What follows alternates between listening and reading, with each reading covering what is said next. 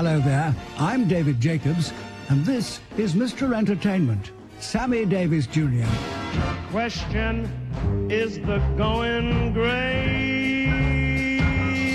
Answer, yes, the going's great. Question, is the living fine? Answer, yes, the living's fine. Welcome to the Last But One program in this series about Sammy Davis Jr., the small boy from Harlem who became a giant of entertainment. His show business career lasted 60 years until his untimely death 10 years ago. And he fought and won many battles against racial prejudice during his turbulent life. By the early 1960s, he'd already earned notoriety for Wild Times with Frank Sinatra's Rat Pack and for his relationships with white women, not least his marriage to the Swedish actress Maj Britt. Audiences and bride alike, he'd captured their hearts, and the going, it seemed, was great. Question, is the going great? Here's my answer, yeah, the going's great. That milk and honey's flowing, and my love bird keeps growing, which makes the loving going great.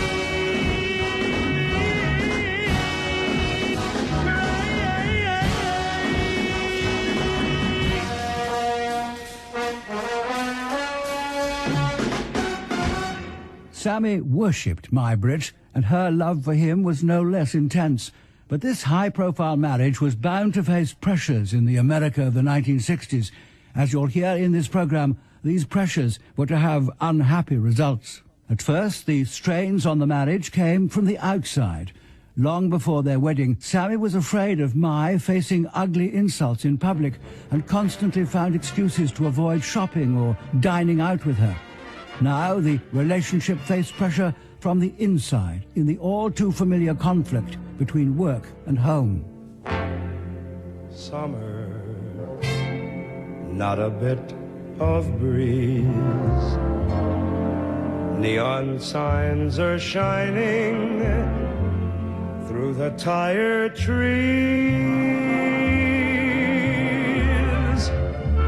Lovers walking to and fro. Everyone has someone and a place to go. Sammy was happy to have his place to go, the home he shared with Maj, but strictly on his terms. By now, they had children, one daughter and two adopted boys. Maj felt as passionately as Sammy that the children they adopted should be black and underprivileged, but their views on fatherhood were far from in tune. Disharmony in their marriage grew as fast as Sammy's success on Broadway, where he was enjoying his second big hit show, Golden Boy. Where do you go when you feel that your brain is on fire? Where do you go when you don't even know what it is you desire? In Golden Boy, Sammy played a violinist turned boxer, determined to make it to the top. But the journey from Clifford Odets' original play to the Broadway musical was hardly smooth. In the lengthy tryouts out of town, everything changed. Director, writer, songs, dialogue, lyrics, even Sammy's character. Only one component remained, his insistence that the show be equally cast between black and white. He was also determined that he and the white heroine, played by Paula Wayne, would kiss on the lips on stage. In Detroit, where they opened during race riots, the threats to their lives were thought serious enough for both to be given bodyguards. Damn. Life is going by,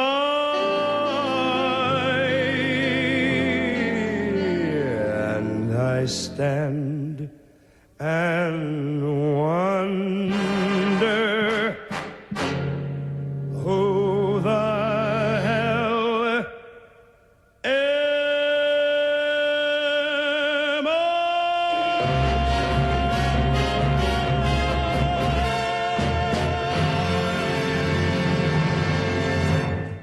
Sammy was exhausted by the time the show opened on Broadway in October 1964. He hadn't been home with Mai and the children for many weeks, and during the musical's New York run of 18 months, little would change. Stick around, things are gonna happen. Fireworks, stick around and see. Watch me in the arena, eat Cracker Jack while I'm smacking some hack for a fee. But Mai was less and less inclined to stick around. She was a homebody. Even during her short film career, she'd been a bit of a loner. She disliked the show business parties Sammy threw at home. She hated the constant round of photo sessions, interviews, and the cast get-togethers he held to keep his name and Golden Boy in the public eye. Above all, she resented his neglect of their family. When you don't have any reference to something, you have no idea what it's all about. Shirley Rhodes was Sammy's assistant for more than 30 years and is the widow of his lifelong band leader, George. He was on the road with his dad and uncle from the time he was 3 or 4 years old. He didn't know about baseball and soccer. He knew about the stage. He knew where the microphone was supposed to be, how the lights went. That was his heritage. He didn't know that you have kids and you play with them and do all that kind of stuff. Mai craved quiet moments with her husband, and for a couple of weeks he obliged. He took the children shopping and played with them. The newspapers branded him Sam the Family Man, but this rankled with him, and Golden Boy's audiences declined when Swinging Sammy wasn't out on the town. Brotherhood Week, take me to dinner. Stick around, lady, and see the boy who's gonna bite. See that boy start moving right. Stick around, lady, and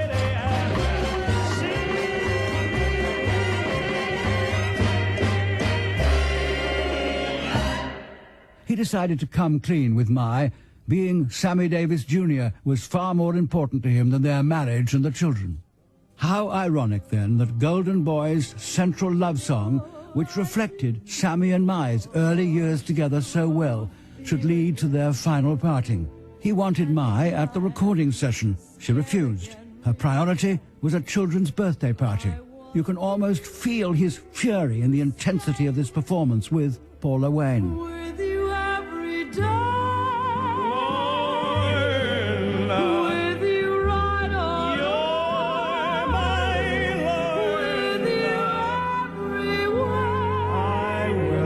so good to you. With you I still can't believe that's how it's gonna be. That's how it's gonna be, my loving girl and me. And we'll tell the world, make way for us. It's a sweet and golden day for us. Now the music starts to play for us. I wanna be with you. I wanna be with you.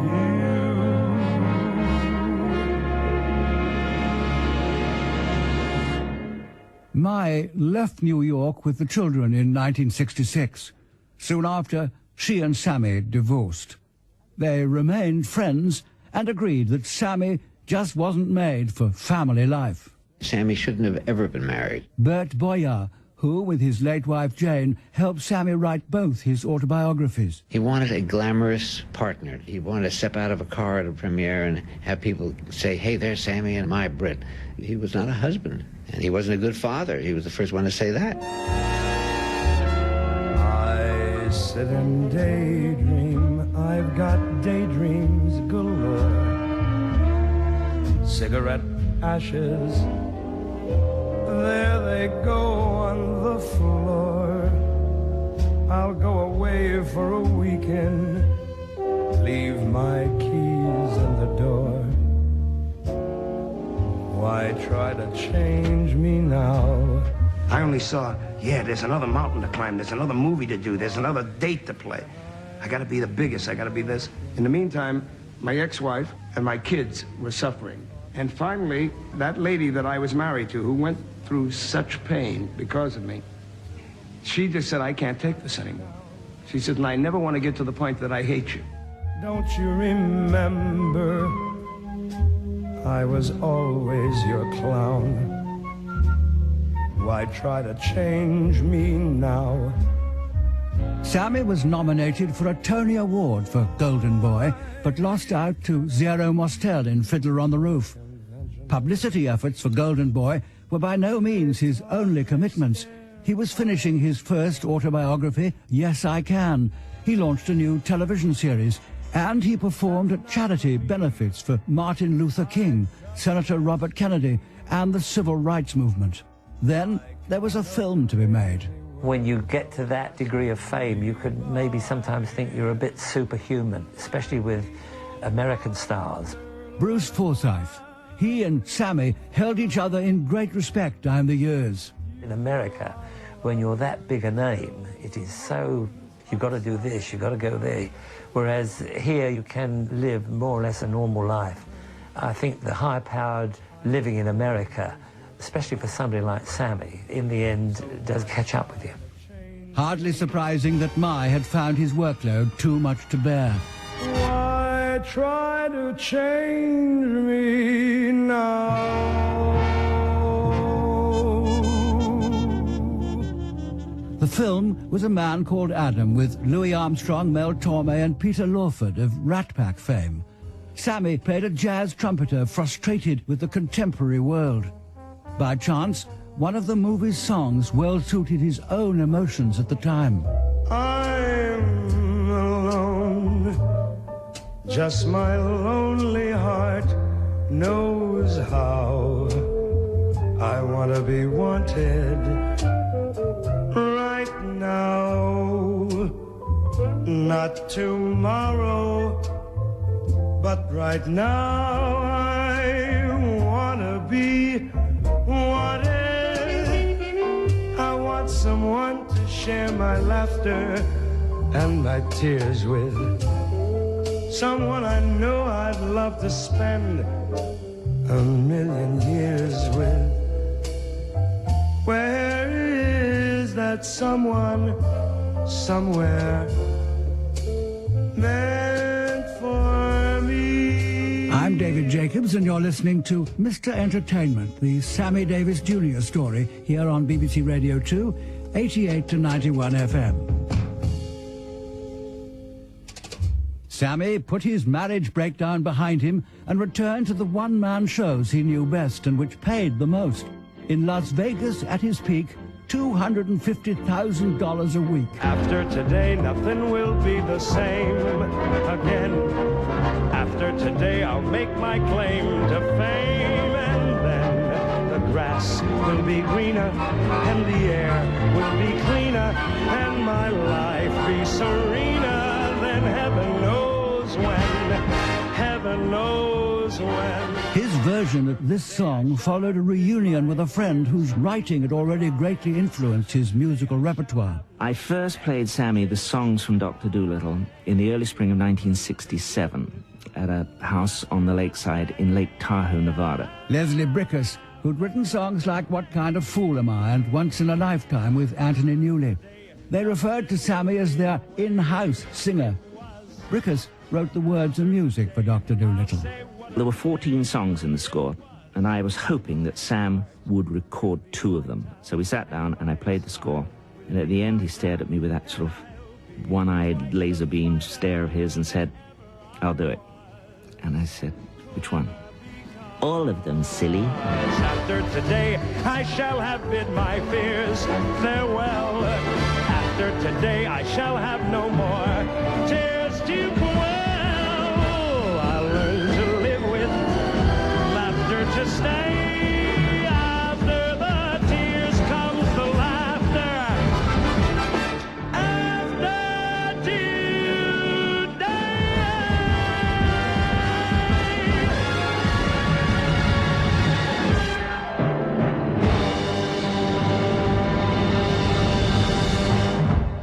By now, Sammy was a regular visitor to London, and during a run at the Palladium in 1967, he recorded all the Doolittle songs late at night on 4 Saturdays in a row. Whoa, if I could talk to the animals, just imagine it, chatting with a chimpanzee. Imagine talking to a tiger, chatting with a cheetah. What a neat achievement it would be.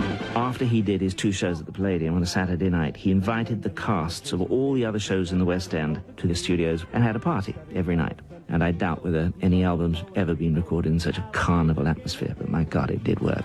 I wouldn't verse in polar bear and python. I wouldn't curse in fluent kangaroo. If people ask me, can you speak rhinoceros? I'd say, of course.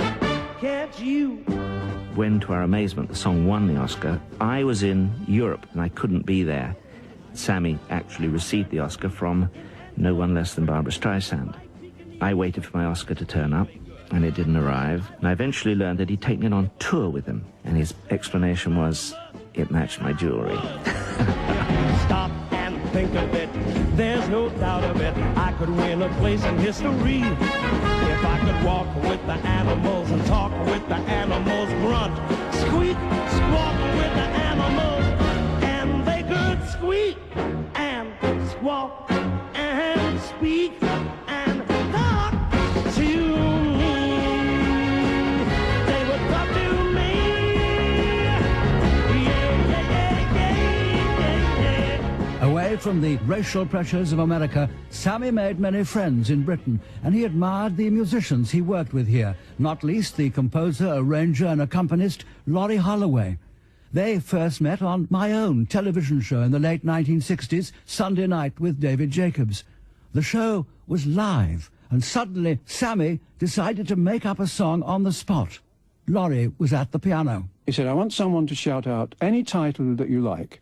Eventually, Donald Pleasant, I think it was, said, Why Cry? Why cry? Just give me a chord.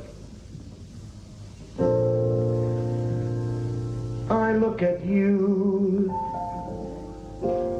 and I feel so blue. People stop and stare, but I say, if you go away. I kept following him, and after about 16 bars, he said, There, that's the verse. Now the chorus. Why cry? and we went into this song in tempo, quite a nice ballad. My friends all ask me. And it was quite amazing, the reaction at the end. It was wonderful. And he came across to me and hugged me and said, There are only 2 people in the world that I've ever done that with in my life. This gentleman deserves your round of applause, because I know it'll be hard to convince everybody, but we never looked at it. I never met him before, and he did it. Thank you. Thank you very much. A Moment of Magic, it was called. Sammy even included the name of another lifelong British friend in a recording. She refuses to believe Lionel Blair is a friend of mine. My children were kids. When Sammy was coming in, they used to say, oh, well, we're not going to see Mummy and Daddy for a week, you know. But Sammy insisted, he said, bring the kids, and they can stay in the hotel room and watch television, and I've got movies on video, and they adored him, he adored them. Paris is at her best in May. He took about 5 of us over to Paris, and he appeared at the Olympia. They treated him like God. Lionel Blair's wife, Sue. They just were crazy for him, and then they had a big dinner for him at Maxime's. And actually, while we were there, I remember they asked him if he would be a guest editor on Vogue magazine, and he was so thrilled. I mean, it was like a baby being given a best toy. But of course, why fool around? She's the best in May.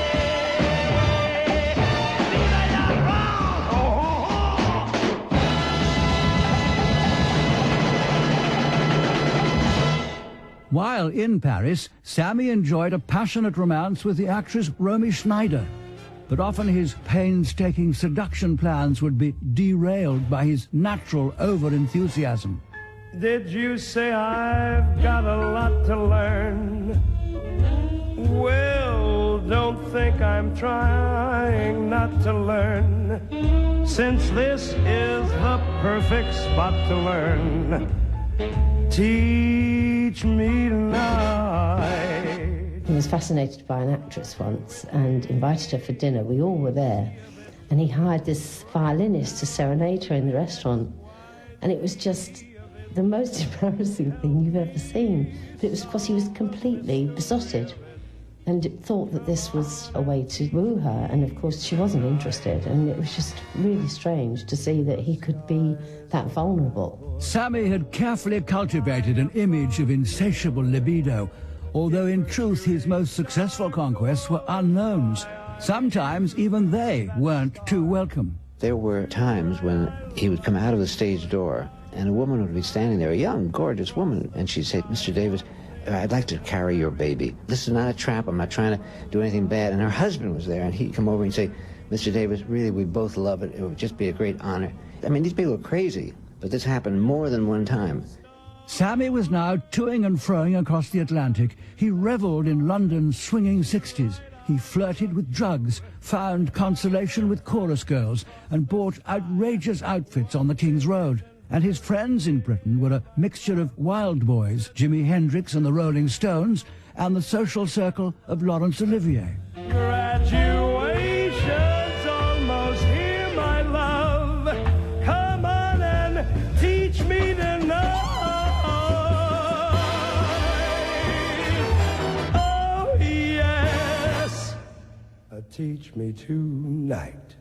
And then, during rehearsals in New York for a London production of Golden Boy, disaster struck. Dr. Martin Luther King was shot and killed on the balcony of his motel in Memphis, apparently by a white man with a rifle.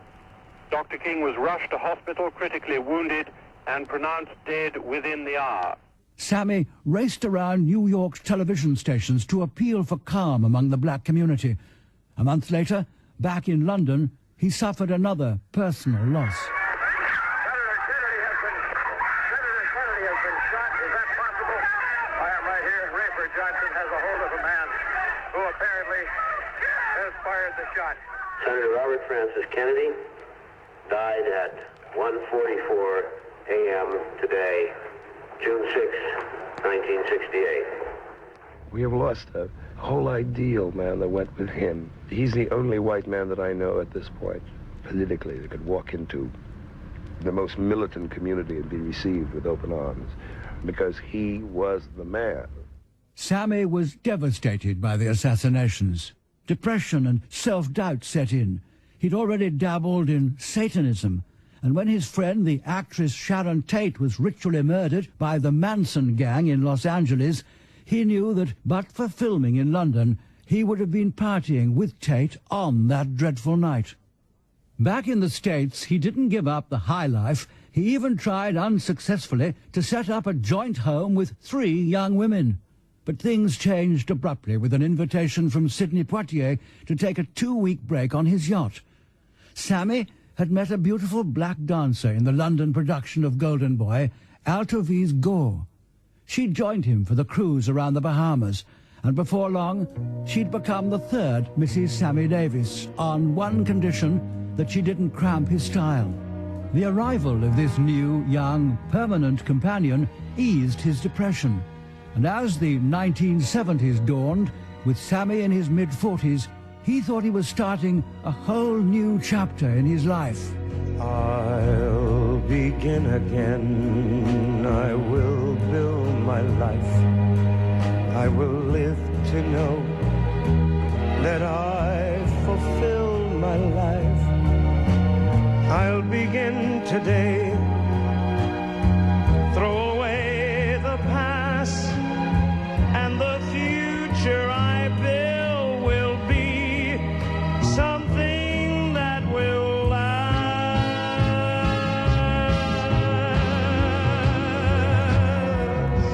Sammy's fight for civil rights remained undiminished, but his support for a Republican president and a taste for cocaine were to lose him friends, as you'll hear in the next and final programme.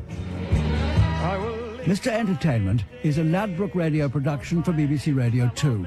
My producer is James Montgomery, and I'm David Jacobs, ending this week with Sammy in a defiant display of optimism. I was able to begin again.